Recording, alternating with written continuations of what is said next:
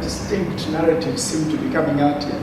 Everyone seems to accept that women have a very strong say in how families spend their money.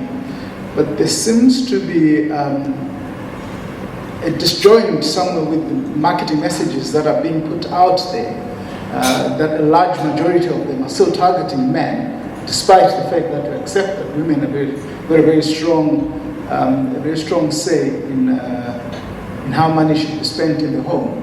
And the second narrative is that in business, which you've just brought up, is that in business, men seem to be the ones that have got a say on how money is spent, despite the fact that might reflect the fact that there aren't so many women high up in businesses and that men still make the bulk of the decisions. But your perspective, Doc?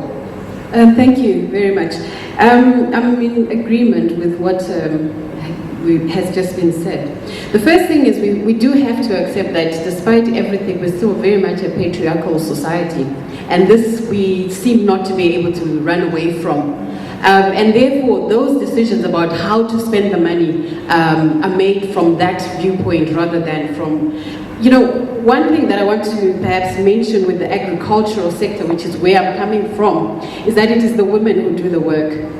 When I look at the number of people that we employ in our organization, the ones that are coming in as task workers, 80% of them are women, and they're earning their own money. But at the end of the day, are they making the decisions in terms of how that money should be spent? And you find that in a lot of the situations, they are not.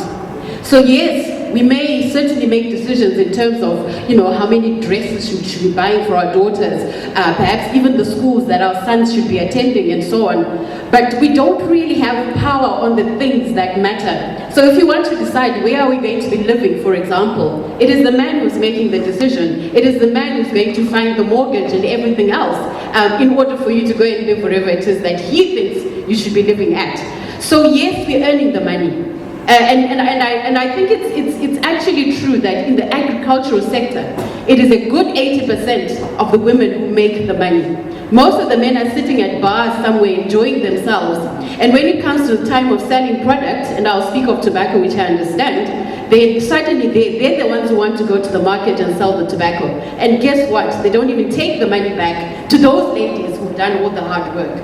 So when we go back to the boardroom, it is definitely who is in charge of that organization that makes the decisions in terms of where the money should be spent.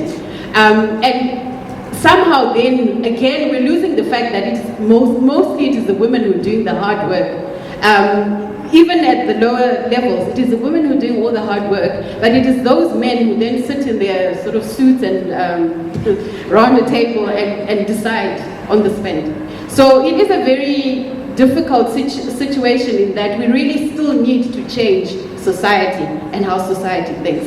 And you explained it extremely well, actually, that those are subliminal messages that are coming through all the time, and we don't realize it, but it is definitely a social construct that is there that we need to deconstruct. Thank you.